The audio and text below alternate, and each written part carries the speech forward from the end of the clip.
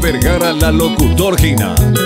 Oye, Gina Lomita, de Cobaina, ¿eh? Todo bien, tranquilo, con buena onda, con buena vida, como siempre, a través de la 90.5 FM Carapeguay, nuestras fanpage, que es Yo Para Musical Radio, le da me gusta, forman parte del programa. Está de fondo ahí Grupo Defenders, agrupación Defenders, con la música es esa misma pura heita. Para ir cerrando de a poquito también nuestro programa del día de hoy del Yo Para Musical, claro que sí, el día lunes 24 de mayo 2021, ¿eh? Muchas gracias a todos los amigos. Gracias a José Benítez, que siempre también está ahí en los controles en la 90.5 FM Carapegua.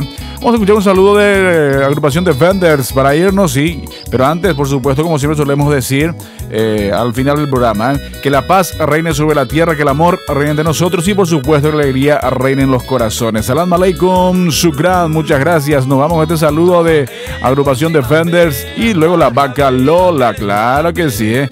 Gracias, gracias. Hasta mañana, si Dios y la Virgen así lo permite.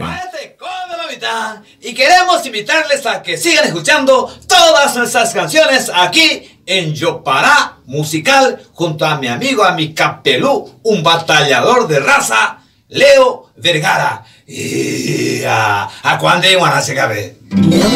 La vaca Lola tiene cabeza y tiene cola. La vaca Lola tiene cabeza y tiene cola y hace Leo Vergara, la locutor Gina. Leo Vergara está contigo.